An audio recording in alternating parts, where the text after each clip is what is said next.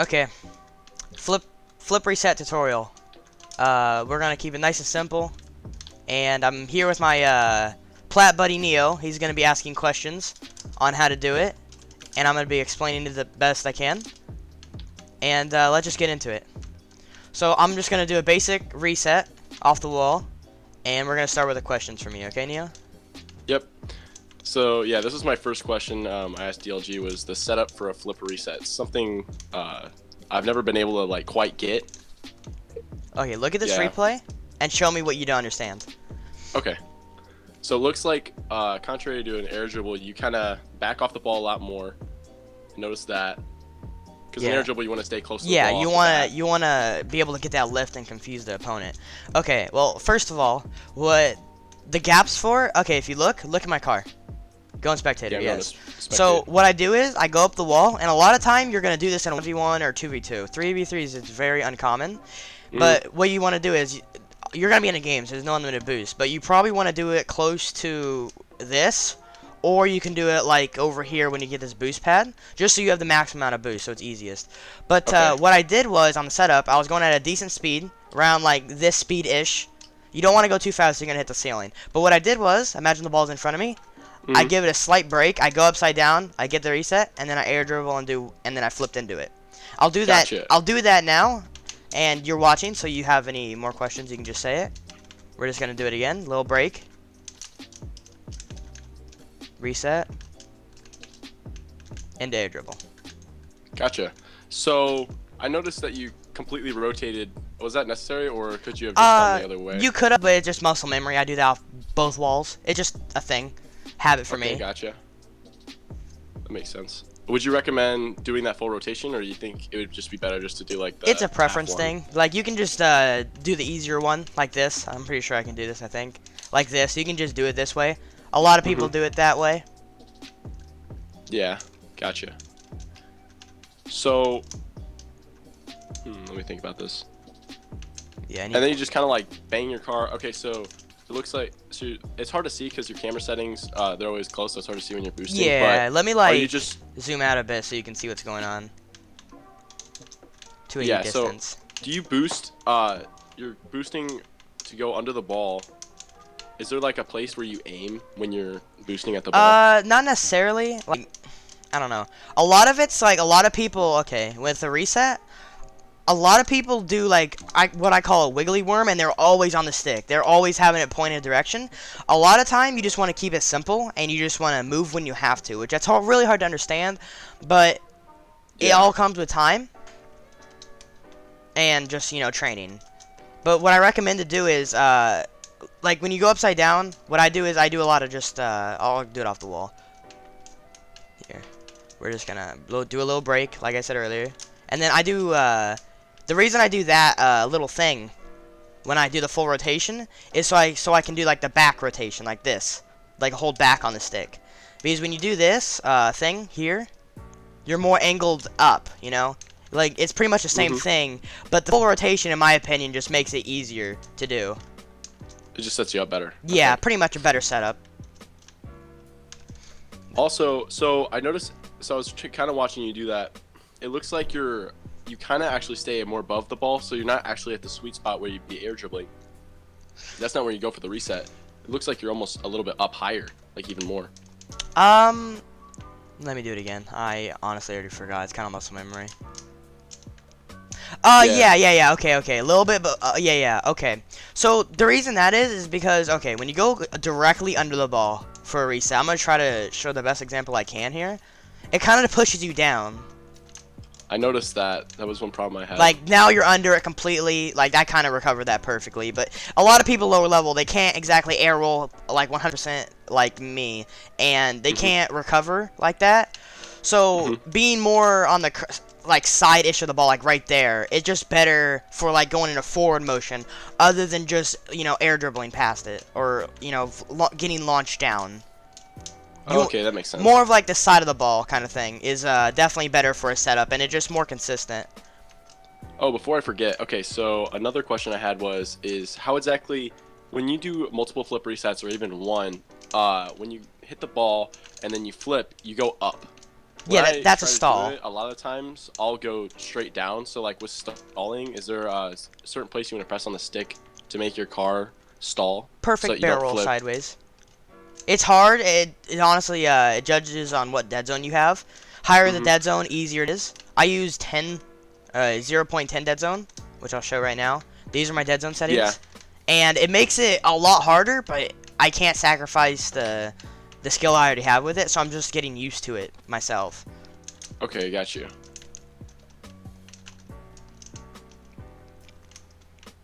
I'll just keep doing it. Hmm. Trying to think if I have any other questions.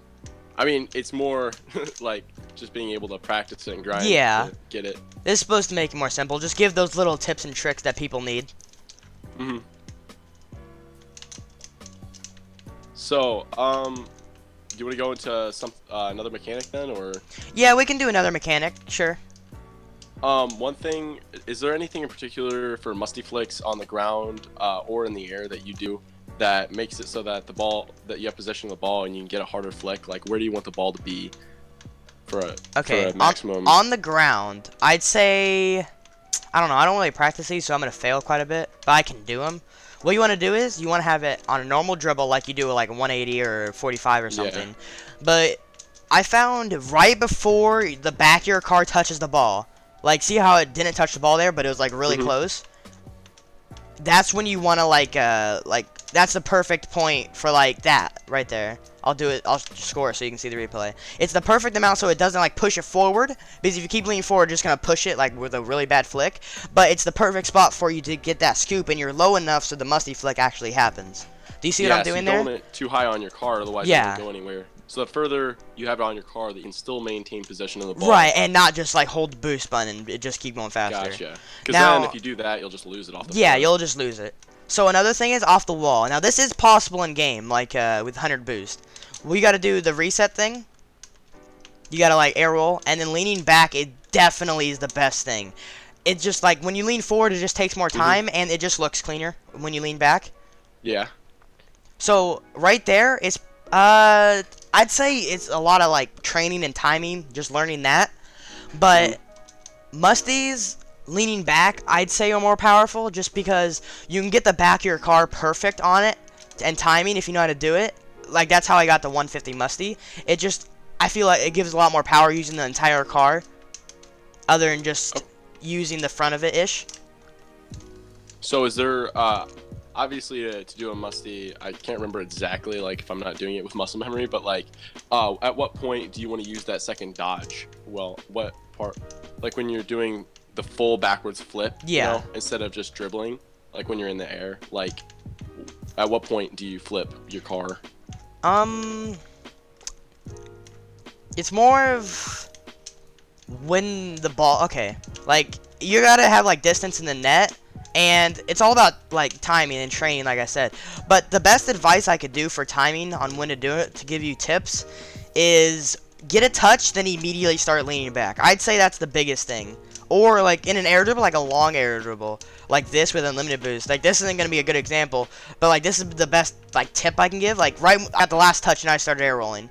You get that last touch and you start leaning back. That's what I'd have to say. It's, I don't know. That's how I do it. I find Okay, it that makes easiest to get one touch, get the ball somewhat far away, and then lean back. It gives enough gap automatically for it to get power like that, and then it also, like, you know, you be in a good position to actually musty it. Now, a lot of the time, like, a musty, like, will, like, it'll, like, push you off to the side, and that's all because, like, you being positioned. Like, right there, it's gonna push you off to the side. You gotta be straight down and then lean forward.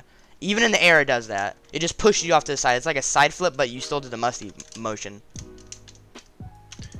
Another question I have that's not related to musty. So is there a reason why you should have your bound arrow left, arrow right to a certain button that you'd want to use, or is it okay if you For air just only dribbling? use air roll? Well, it's preference. It's not necessarily needed, but I use just normal arrow for air dribbling and stuff. But arrow right is, you can do tornado spins, which a tornado spin I can do on the only arrow right bind, but it just makes you like a smoother rotation around the ball when you go for like an air dribble, and it looks really neat when you do like a spinning air dribble, that's a whole nother thing. That's something I can't exactly teach because that all just takes time for spinning air dribbles like this to be learned. Like that's a whole nother just element of the game that it's like just learning how to do a like stall. Like it's just something you gotta learn yourself. Like people can tell you what buttons to use, but you can't do it just like off what someone says. Did you start practicing using arrow right, or do you just use you use the arrow button right? I just use an air roll, yeah. So I've always like just held the button and used the stick. Like if you look, my wheels are turned, so I can't do like 2 motions at once, which is a tornado spin, so you can control it better. But I've always used just normal air roll. That's just me though, because I play claw, which is putting your middle finger on the RT button and bringing your pointer finger to the 4 buttons, A, B, Y, and X for controller and whatever PlayStation is, like X square and triangle and stuff.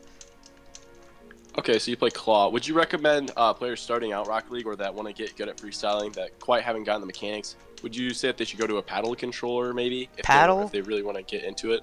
Or it is not needed whatsoever. Maybe if you used it going into freestyle, like if you have a controller that has paddles and stuff, like go ahead, use it. Like it's useful, but for a person like me who's never used a paddle controller, it's definitely like not useful. Like I'd say like it's not needed pretty much. It's honestly just like a little add-on. Okay. Yeah, because personally, I don't play claw. I have 2 fingers, my middle finger on my right trigger and my pointer finger on my bumper, and then I have I play 4 fingers on the top. Pretty much, yeah, the basic.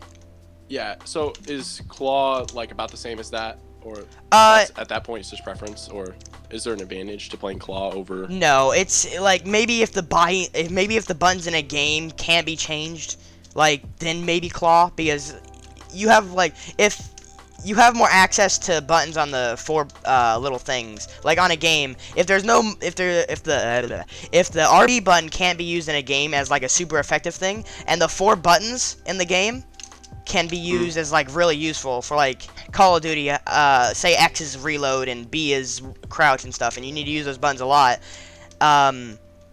Being able to use that over just like a inventory button, claw is probably useful.